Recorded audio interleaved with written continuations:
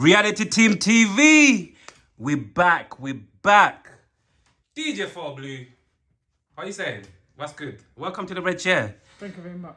Firstly, I would like to even once again apologize on camera for all of the unfortunate circumstances that's happened beforehand. Technical difficulties, whatever people want to call it. My apologies, DJ, yeah? DJ 4 Blue, yeah? Yeah, man. How you feeling? Talk to us, though. Let's get into it, man. How you feeling? How you feeling this weekend? This weekend, peaceful weekend, I hope. Yeah. Which is good. And, you know, Chelsea is not playing. Yeah. So I get to relax. Well, I say that, but I do housework and then not relax. Yeah. So, you work at Stamford Bridge, you know, Chelsea Football Club. Yes. How long have you been working there for? Because this is the first time I'm definitely meeting a DJ who's working within a football stadium. I've been there since 2003. Yeah. And I was at Fulham since 2003, but I left Fulham 16? Yeah, 16. 2016. Yeah. But still at the Blues. So I've seen comes, goes, highs, lows. Now at the lows. Yeah.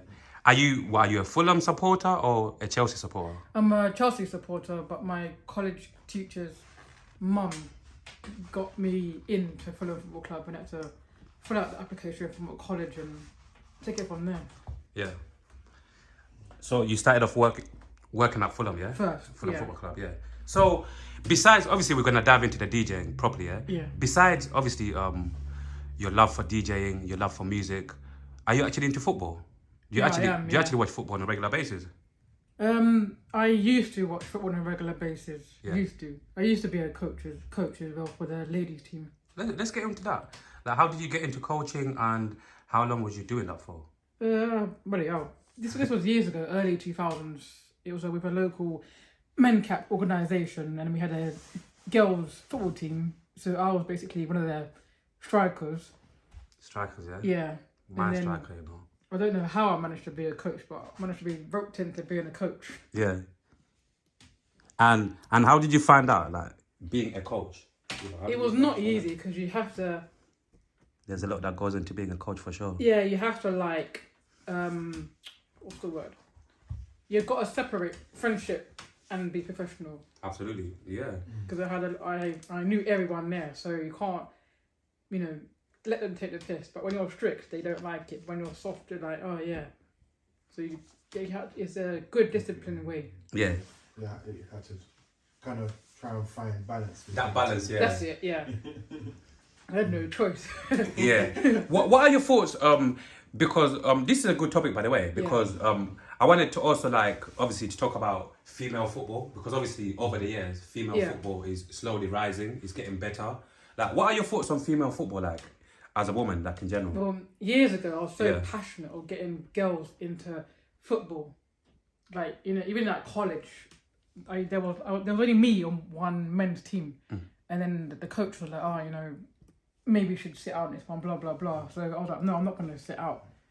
But the more you challenge them, the better it is. But I think it is harder years ago than it is now. But there's still a long way to go.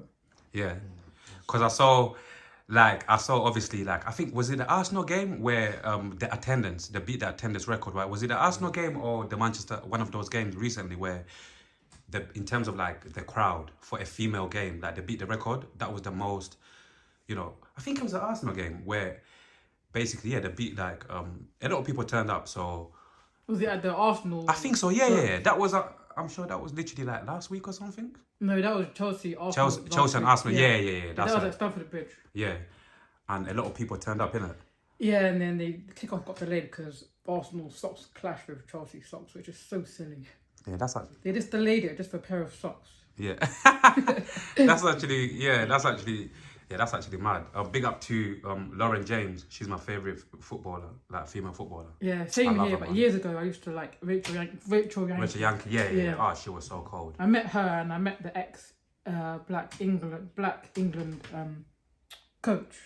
Yeah. The black lady. The black lady, and I met Julie Flinting as well. I could imagine that you working at football stadiums. Yeah. That I could imagine over the years that you came across quite a lot of people. I could imagine. I met Rachel Yankee only because me and my friend went to a ladies' match in Boreham Wood, Yeah. And then because I was going crazy, I was, you know, shouting at her, and then luckily she came over. We got my shirt signed. Yeah. So I still got that, even though it's small. I still got it. Is it for sale? No way. Ah, It's I was framed. gonna literally give you like a quick price, like a quick No, offer. no. Yeah, It's framed and it's staying in that frame. I love it, man. Are you also one of them people that like if you could like you know like collect shirts and obviously if you come across the person whichever player and then you can get it signed. Do you try to collect shirts? No, I used to be like that Yeah. many years ago, but not now. Yeah. What stopped you? Football's a business now. It's not a play. Oh my god, give me a fan for that, man. I say exactly the same Yeah. as well. Football's not the same anymore for a lot of different reasons. Yeah, You know? it's just of a business, and Yeah. there's no homegrown people. Yeah. Even I had a conversation recently about the academies, just in general. Like, obviously, you know, like we say, it's more of a business. And when we look, it's more of like a result kind of thing. That's why a lot of managers get sacked easily more than ever. And I feel sorry for the young people that's coming up now because yeah, they feel more pressurized, and it's absolutely. what are you worth? And you know, their mental health is going to be impacted. Absolutely.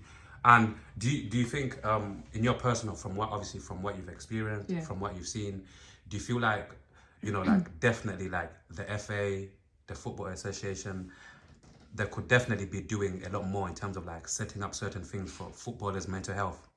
Yeah, they've got a heck of a lot to do. Talk about it, man. But Yeah. recently it was Watford or something like that. I was telling my partner about it. Watford had the first time in history there was an Asian referee, I see that as well. Yeah. and no one didn't believe me until I actually showed them the proof. Yeah. And shortly before that, there was the first black referee as well, innit? Yeah, but I didn't see that game. Yeah. I just heard about it. Yeah. Nah, I hear it, man. We'll come back into football because I like to just go on touch on Yeah. different topics and just keep on bouncing back and forth. DJing, man. Like, when did you fall in love, man? Because that's one of the main questions I ask certain people. When did you fall in love? Because all of us listen to music, Yeah. but saying I'm not just gonna listen to music. I'm gonna actually want to be a DJ and play to people, play music to people. When did you catch the bug? When did you fall in love? Brilliant. It was youth club days. Yeah, youth club days. Where this was a crazy story because all the guys were just playing football or playing pool or whatnot. So what happened was there was a music teacher called Felix. So Big up Felix. yeah, she's my lifesaver. Because she said, right, let's just do a DJ workshop. So what I did, I went into a studio and gave it a go. Yeah. And then I kept on dropping in and out. Just so I thought, okay, maybe it's for me, maybe it's not for me, maybe it is. So I kept on doing that the whole time. And then I got into music. And then I thought, okay, let me go back to DJing again. And then they got they had a drumming person coming in with a disability. So I thought, okay, let me just try with drumming. So I tried the drumming and I tried the beatbox. And I went back to DJing. So I kept on going in a crazy circle. So I kept on doing the DJing. Gave up the drumming because it was annoying my neighbours next door. So I couldn't, continue the noise. So DJing was so important because I thought, hang on a minute, there's not enough female DJs.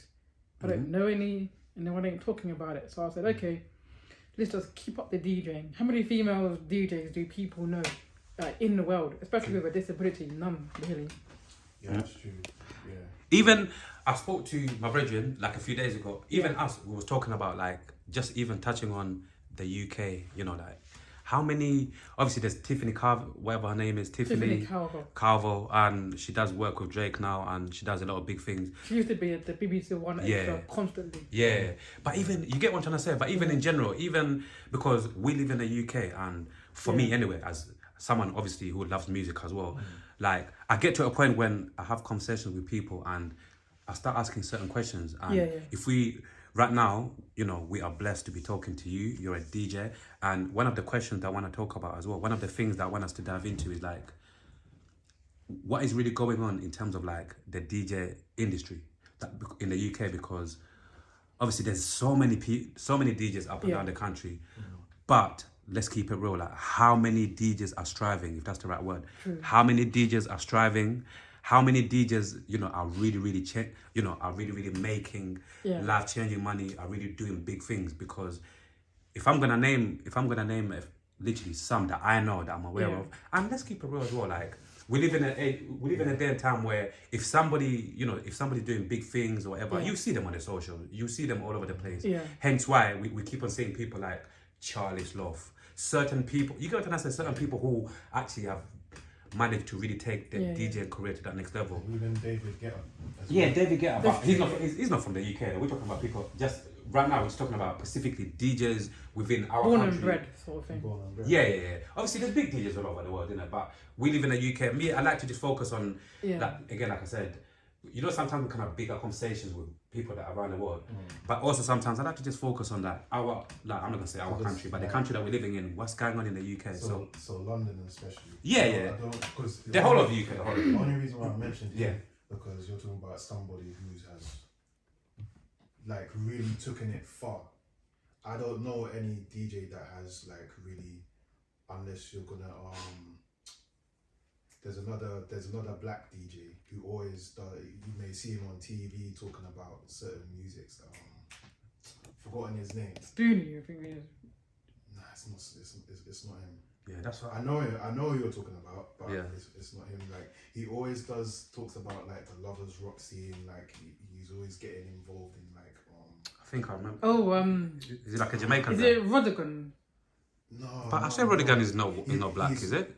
He's quite dark skinned and Kwame. and's got a bald head. He's Oh, that's DJ not Shawnee B.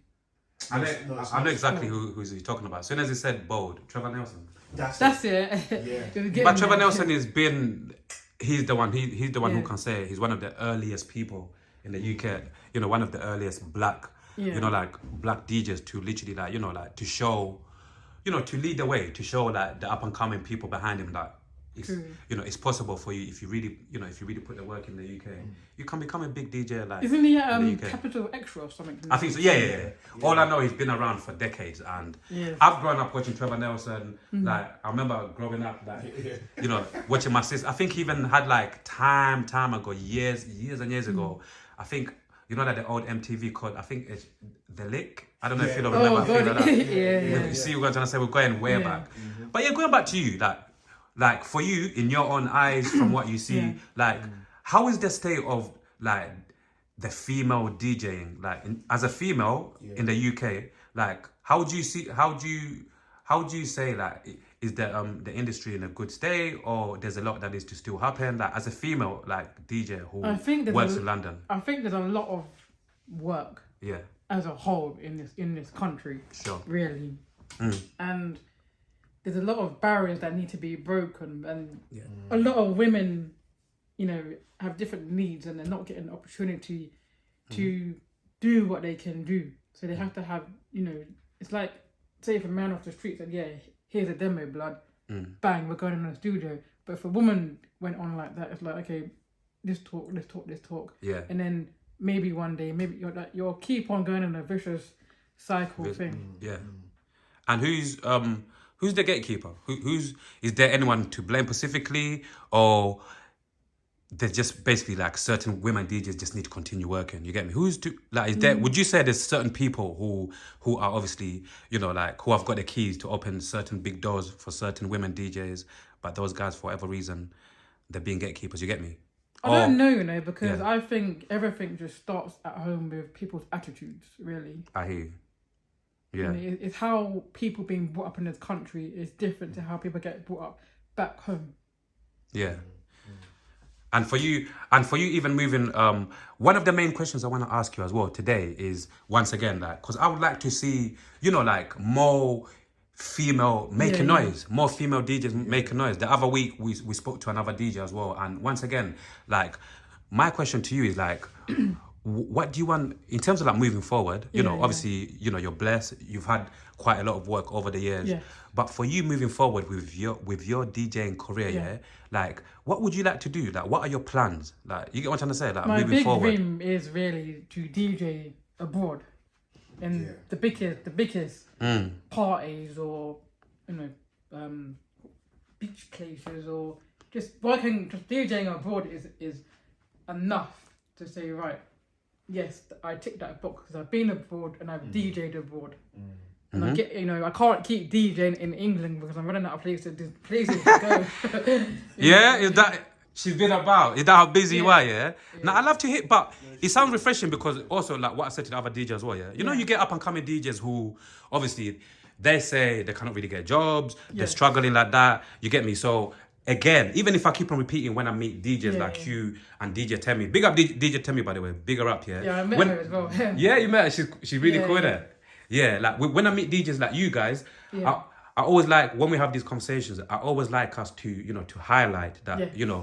there's work out there. You just need to what? You just keep on working. You just need to Yeah, be willing exactly, to yeah. continue to put yourself out there. You get me? But yeah, It'd be man, nice to DJ, where DJ Timmy Nike. does Nike or Yeah. Adidas or whatever. 'cause Yeah. Someone else that I know DJs She- in Nike and Adidas and JD Sports, and it's not easy. Yeah. It's true.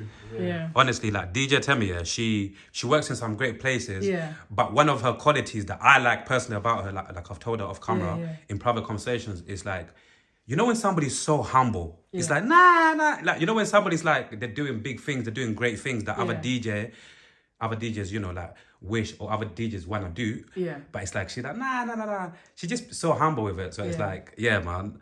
Like also like obviously you said you like to do some work as well, like in places like Nike. Yeah. And what other places in the UK that you feel like, you would, if they call you, you're like, you know what? Oh, I'm down. What other places, man? Speak into existence, man.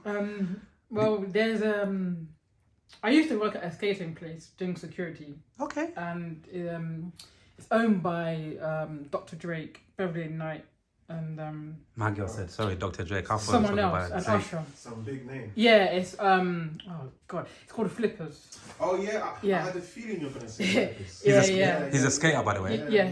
Because That's where I recognise your face. He's a skater. I yeah. was thinking, right, is she thinking about flippers? Yeah. So I worked. I used to work there. I was there from the very beginning, and I met Usher. Okay. Yeah. Is that the place that... promotes it. Yeah. Even recently when Asha came to the UK, is Yeah. that the place where he went to skate? Yes, and 50 Cent also came over as well. Okay. Yeah, even though he was in that Caribbean place around the corner from where I live. Yeah. So I saw him by distance, 50 Cent. Yeah. So when I'm like doing security or whatever, I still have my DJ head on, and even if I'm doing work, I still do DJ promotion or Yeah. speak to DJ friends or promote my mixes. People think I'm working, but I am working. But I'm doing Yeah. two things at once, basically. You're multitasking. Yeah, exactly. But Not... it'd be great to DJ at big festivals. Yeah. Really. I love it. Do you have a manager or you No. do a lot of work by yourself? Myself. And how does like for certain DJs, Yeah. in terms of like getting out there to get jobs and all of these things, do you have to hand in CVs? Talk to us. I'm just asking No, because nowadays we it's, might have some people yeah. here watching saying, do I hand in CVs? Do I go on Indeed to hand in CVs and say I can be a DJ? Yeah. No, so basically, how do you do it? Well, funny enough, I saw an ad on Facebook actually. Yeah, big up And Facebook, it said man. like, oh, go on Indeed to apply for this DJ job. So I was like, okay. Interesting. Yeah, so I thought, me be curious. So it's some DJ thing way out of London or something like that with minimal experience. Yeah. But I only went on there just to have a little nose around and see if it was legit. Yeah. But Was it? it was, but it was too far. Too far. One of them But ones. nowadays, you have to just keep promoting online. You can't go to a club or bar say, "Oh yeah, can I hand in my DJ CV?" It's not like that now. They say, "Oh, Yeah. contact that person, contact that person." But even if you speak word of mouth, you've got to get in there at the right time. You can't just go in on quietly. It's good to get in there on a busy evening or a busy afternoon, sort of thing, and just say like, I'm a DJ. What's the vibe? What's it like? Could I have a proper contact, name and number or email, not the barman behind the bar. Yeah. Yeah, I think the best times is like when you actually are invited into an event, Yeah, and if there's like another DJ, you never know. that's He true. may have links to someone Yeah. else. Or, oh yeah, I do gigs at another place. I Yeah. know this person. I think that way, like sort of networking. I mean, Yeah, there's a lot of networking events in Angel once a month or something. yeah, Angel's a nice area. But you know, it'd be great if there was something easier, because not everyone has a, you know, top of the range mobile phone nowadays. Yeah, that's true. That is true. You know, Which is kind of surprising. As like, yeah. you know, if you're like a well connected DJ, you Yeah. think that's. I mean, we're in the technology era, man. Like, Yeah, tell me about it. Everyone's glued to their phones nowadays. Back in the day, everything's yeah. smartphone now. I know it was so cool. Last year, I met Alexis Taylor. Yeah. Yeah, everyone knew him because like Hot Chip or whatever. It is. I'm like, Alexis Taylor, who's Hot Chip? So everyone's like, okay, Google this person. I thought, oh, okay, he's in this band that blew up from an area near Putney. And yeah, so you grew up in Putney. So oh, I don't even know till now. That's a posh. That's a posh place, isn't it? That's a really like. It used to be posh, but Yeah. now it's like any other town now. One of them ones. Yeah. But Alexis Taylor is really popular, but he did the gig at Ali Pali, you know, for charity. So it's really, really good. Yeah. Talking about gigs, yeah, and talking about all of these like shows that you do, yeah. Yeah. Like, what's been like one of your best like experiences when you know being out there working as a DJ? What has been some of your highlights? Because once again, I want us to just mix it all, man. You know, the good and the bad. Yeah, what's been some of your highlights? Boy, South Bank. Talk to us. South Bank was a shock, really, because Yeah? someone that I know, petite DJ, she's well known in the skating community. Yeah. You know, her name is Tendai. So she got me in at South Bank because they wanted my details, hear my mix, things like that. I was like, okay, So- yeah, just send it off, you know. But I didn't have confidence. Yeah. I just thought, oh, I'll just send it off because I ain't going to get in anyway. But when she said, right, you're going to South Bank next week, I thought, shit, I'm meant to be working at my security shift that day. Yeah.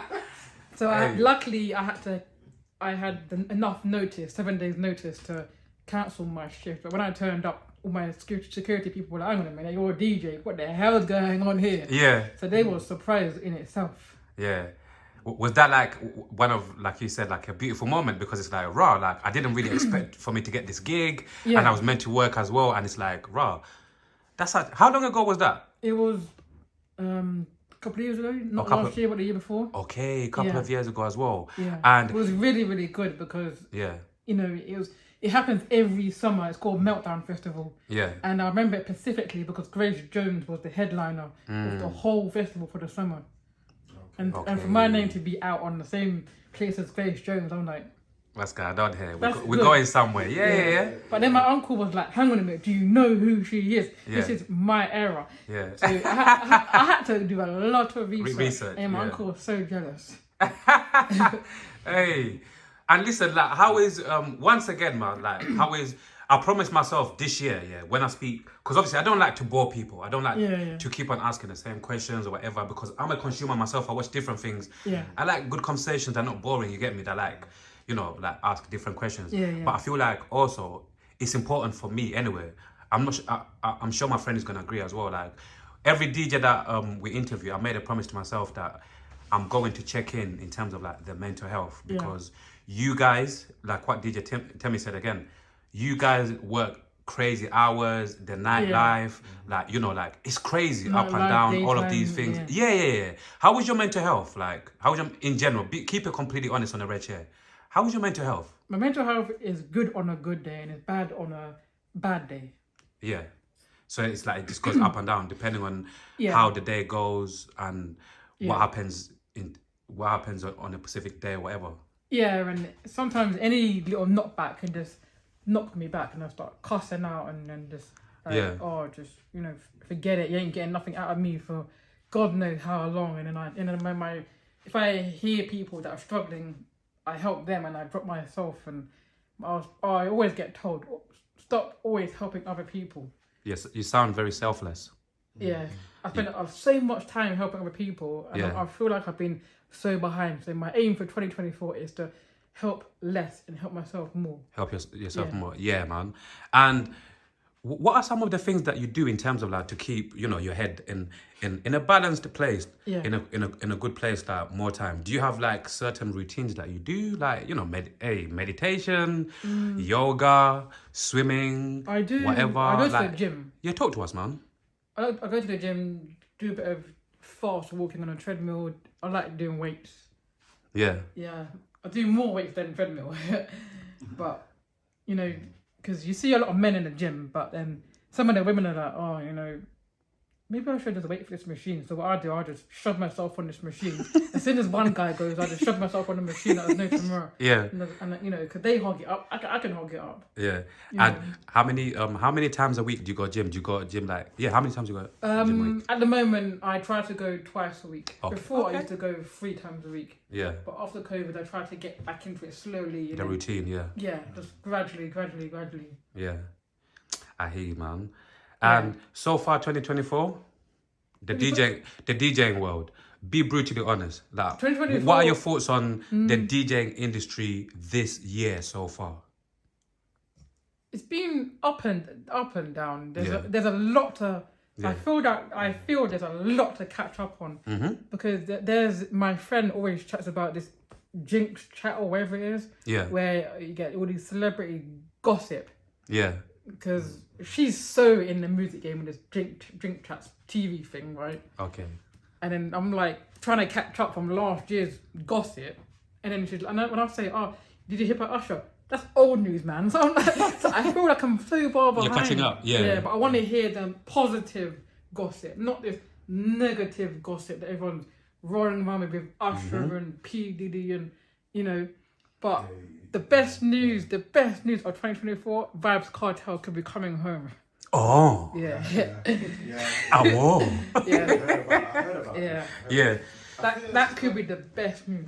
yeah. Do you are you gonna be? Obviously, a lot of people are saying obviously once he when he beat Case or if he ends up really beating the Case, a lot of people are saying If it goes to Jamaica if it is goes going- to Jamaica, then God Yeah. help. Yeah. Yeah.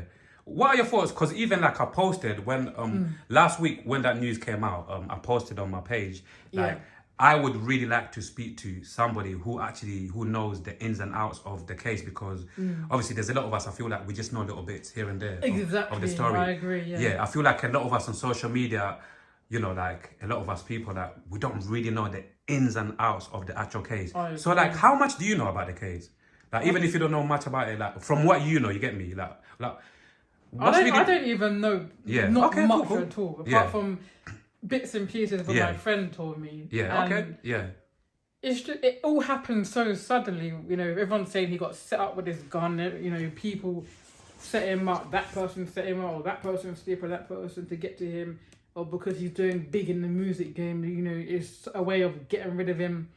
So there's a lot of he said, she said, where Yeah. no one don't know what's going on. And next minute he's meant to be ill at hospital or dying or whatever.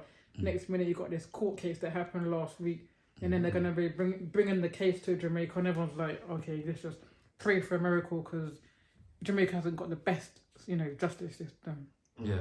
So basically, like, are people saying that if they take him back to Jamaica, definitely he's not gonna be Case? Yeah, that's what a lot of people are saying. Okay. Yeah. Okay. And are you also one of them people that say, like, if he ends up beating Case, I'm going to Jamaica for that first show when he comes out, because a lot of people are saying that if he ends up beating Case, oh my God, Jamaica is going to be on fire. That obviously a lot of people around the world Of course. are going to fly. I there would to- love to go to one of his concerts because I've followed him since I was a child. Okay. Yeah. I love it. I mean, if he once he beats that case, you're gonna see like a lot of legends coming out, Yeah. to support. You know what I mean? Because he's a very big name, man. Very very big name in Jamaica. Bro. Yeah, it's a shame that his appearance has changed. His looks. Yeah. Yeah. Oh, well, with the whole bleaching thing. Yeah. Yeah. He was good back in the days, but now it's like, who's this little boy? Yeah. But his music is so big because I still play his music, and a lot of Yeah. DJs still play his music. Yeah. But I don't think the younger generation will understand his music. Yeah, because things kind of changed now with the Yeah. Jamaican music. We even like. Some people He's- say he's dancehall, even some people been- say this. He's even been talking about how it should, there should be a change in it. So Yeah, there's a lot of transitioning going on, and some people, you know, they say dancehall, reggae, and then some people say bashment. You know, bashment can be a very political subject, and you know, it's like dancehall is not bashment. There was no such thing as bashment back in the days. Yeah, it was more dancehall. Yeah. It was more meaningful music. Yeah. Nowadays, to me, music isn't the same as how it used to be. in my I have opinion. even me. I have this thing where I think some Jamaicans would agree with me, but I think some people are not gonna agree with me. But I wanna continue building this conversation because I feel like it's worth having. Yeah. In terms of like the quality, keyword, the quality of Jamaican music for me over the years. I've said it numerous times. My friend, he can be here to be my witness. And again, I'm not saying this like obviously in a rude way or whatever. I'm just saying, for me, I feel like the quality of a lot of Jamaican music has decreased over the years because, you know, in terms of like production, I keep on hearing the same. A lot of people they're always talking about the same thing. A lot of the beats, the production, the beats, and I never wanna obviously compare Afrobeat to Jamaican music. Yeah, true. Yeah. But the only reason why I always also involve Afrobeat when I'm talking about this topic is because the reason why African music is doing so good is obviously for different reasons. But the two main reasons I would say, as somebody who listens to it, is like the beats and like in terms of like what they actually talk about on the song, they get more creative with it.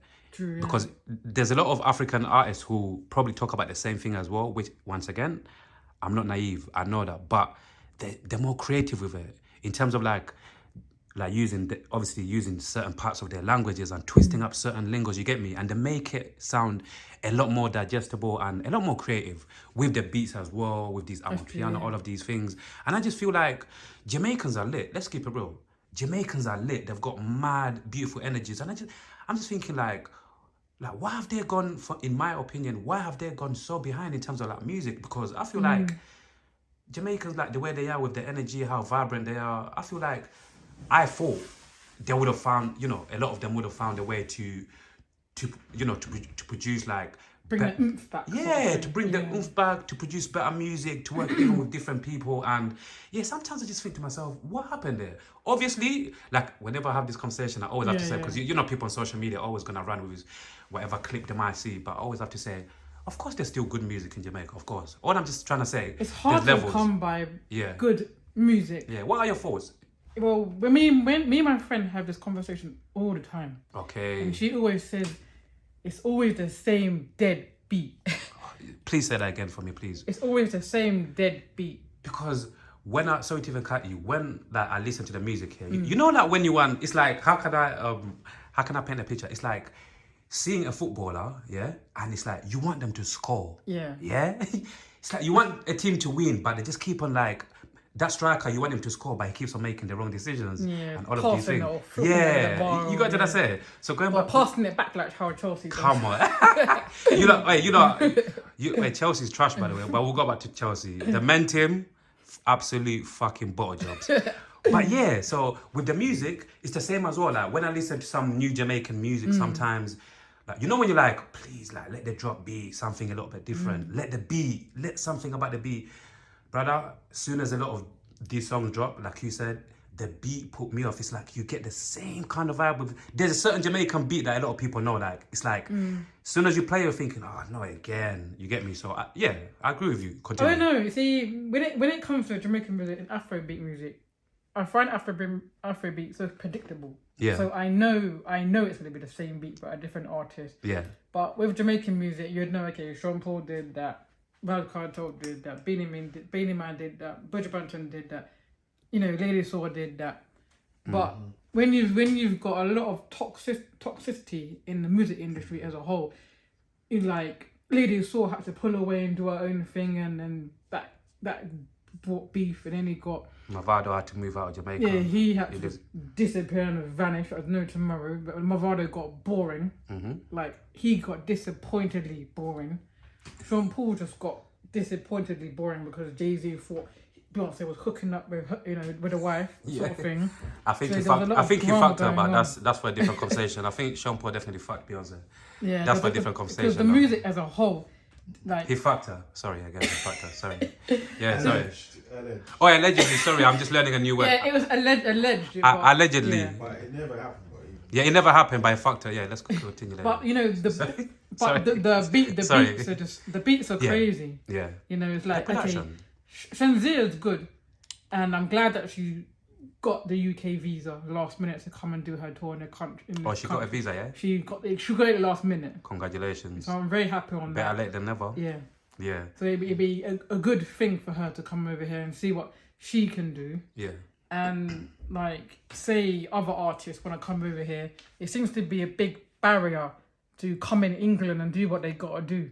But when they're in Jamaica, Yeah. it's like okay, there's no barriers for their concept. But when they want to come over to England, for example, okay, you have to get a visa. You have to prove yourself more. It seems like there's a You lot know. of barriers for a lot of them to come to the UK. There's certain barriers. You know, when Yeah. Buju Banton does his tour over here, God help England. Jesus Christ. So I'll be the you, first one to go. yeah, big up Buju as well. He came out, he done a lot of time in prison as well. no? Yeah, he did. Due Yeah, to I- him, What the fuck did he do, by the way? I'm not really tapped in like that. he said something about on one of his tunes. It's a famous tune. Yeah, it's one of his tunes. Yeah, He yeah. said, What did he say? he said What did he say? It's to do with the gay community. Yeah. Hey! So Hey! and the gay community. Yeah, didn't like okay. what Yeah. he's saying. So Then people don't like, that community Yeah. don't like a lot of shit, he to be got, fair. he got persecuted. They put him in prison. Yeah. Oh, raw. But So- when he came over here to do the interview with Shawnee B, Yeah. I was locked in at 10 o'clock and listening. Yeah. I was not going to bed. Because as soon Yeah. as I heard, okay, the interview, Yeah. I stayed up and I heard that interview. It was really good. Yeah, really good. Yeah. It's To really be fair, I like the way he talks as well. Like he's Yeah. very, very open as well. He's Yeah. you know, like them kind of open people who Yeah. they just say what is on their mind and what they think. It's like a Yeah. breath of fresh air, man. You get me? So yeah, like